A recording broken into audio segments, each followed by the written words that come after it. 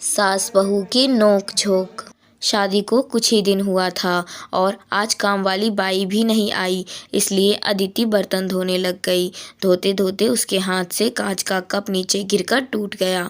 Cup टूटते ही वह डरने लगी कि उसकी सास अब बातें सुनाएगी। आवाज़ से सास दौड़ती आई और बोली, बेटी क्या हुआ? अदिति बोली, माँ पता नहीं ध्यान रखते हुए भी कैसे मेरे हाथ से कप नीचे गिर गया। सास बोली, बेटी चिंता न कर, कप ही तो फूटा है, तुझे चोट तो नहीं आई। और भले ही उसके कितने भी टुकड़े ही न हो जाए, पर मेरी बेटी के दिल के टुकड़े ना हो। मेरी बहू से महंगा है क्या यह कप? और हाँ, तुझे अभी यह सब करने की क्या ज़रूरत है? मेहंदी भी नहीं उतरी है अभी तेरे हाथों से। अभी तुम मेरे बेटे के साथ ज़्यादा से ज़्यादा समय बिताओ और एक दूसरे को समझो।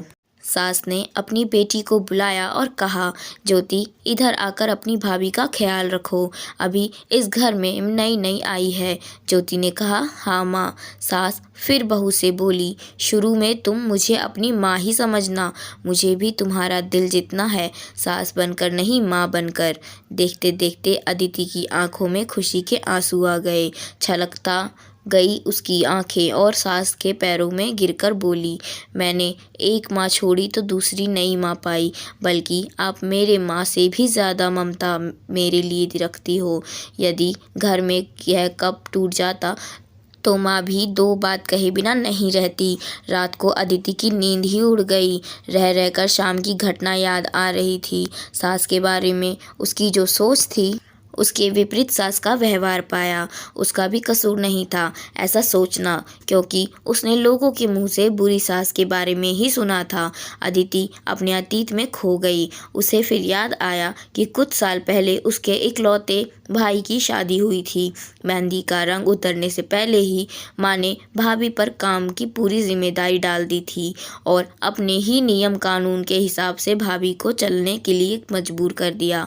माँ ने भाभी को घर में एडजस्ट होने में ज़रा भी वक्त नहीं दिया। भैया भाभी को बाहर लेकर जाते तो माँ का मुंह फूल जाता और बोलते कि हर समय भाभी को साथ ले जाने की क्या ज़रूरत है। कभी भी भाभी को खुली हंसी हंसने नहीं दिया। समय के साथ भाभी ने सहना छोड़ दिया। फिर घर में हर रोज़ झगड़ा होने लगा। एक दिन भाभी के हाथ से कांच का गिलास नीचे गिरकर टूट गया। माँ चिल्लाने लगी कि कितनी कीमती गिलास तोड़ दिया। किसी न किसी बात पर वह भाभी पर चिल्लाती।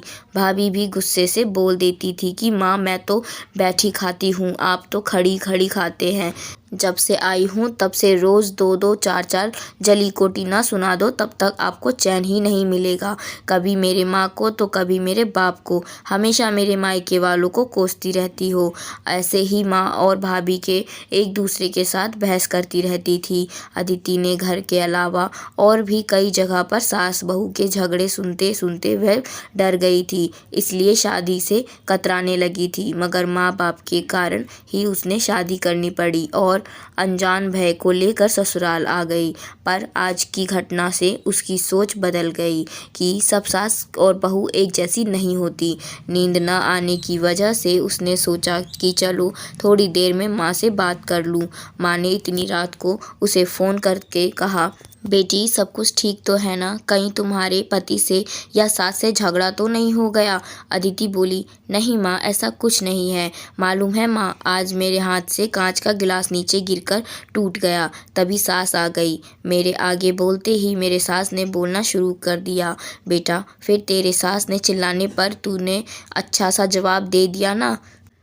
हाँ बेटा, कभी भी दबकर नहीं रहना। तुम एक पढ़ी लिखी अच्छी लड़की हो, तुम में कोई कमी नहीं है, इसलिए कभी सुनना मत। तभी बात को काटते अदिति बोली, माँ अब बस करो, मैं अपने दूसरी माँ के खिलाफ कुछ नहीं सुन सकती। माँ थोड़ा आश्चर्य हो गई और बोली, यह क्या बोल रही हो? अदिति बोली, हाँ माँ, आज मेरे हाथ से जब कप गिरा तो मेरी सास ने बिल्कुल भी मेरे साथ बुरा व्यवहार नहीं किया। अंत में अदिति बोली, अब आप समझ गई ना सारी बात? माँ एक और बात कहनी थी, आप बुरा तो नहीं मानोगे? उसकी माँ बोली, हाँ बोल बेटा। अदिति अदिति बोली, माँ, काश आप भी मेरी नई माँ के साथ भावी तरह से व्यवहार करती तो शायद भैया और भाभी अलग घर में नहीं रहते।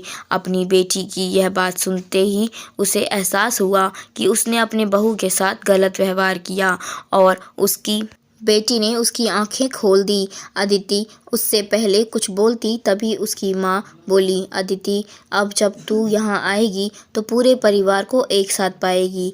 अब फ़ोन रख, मुझे बेटे और बहू की स्वागत की तैयारी करनी है। शादी के बाद नई ज़िंदगी की शुरुआत में अगर सास समझदारी से काम नहीं लेती, अपनापन नहीं जताती, तो शायद शुरुआत की नींव ही कमज़ोर होने से पूरी ज़िंदगी आपस में दरार पड़ जाती है। कप में को टूटने से कोई नहीं रोक सकता, लेकिन प्रेम को टूटने से तो हम रोक सकते हैं। कांच के टुकड़ों हो जाए पर घर के टुकड़े ना होने दें। अपने घर में प्रेम का वातावरण बनाए रखिए। एक दूसरे को समझने की कोशिश कीजिए। एक दूसरे की इज्जत करें तो घर स्वर्ग बन जाएगा। घर नर्क से स्वर्ग में बदल सकता है यदि बहू सास को माँ मान ले और सास बहू को बेटी मान ले। दृष्टि बदलने से सृष्टि बदल जाएगी और एक स्त्री चाहे तो घर को स्वर्ग बना सकती है और चाहे तो नर्क भी बना सकती है। तो दोस्तों, इस कहानी से आपको कुछ ना कुछ सीख ज़रूर मिली होगी। तो आज की कहानी में बस इतना ही। मिलते हैं अगली कहानी में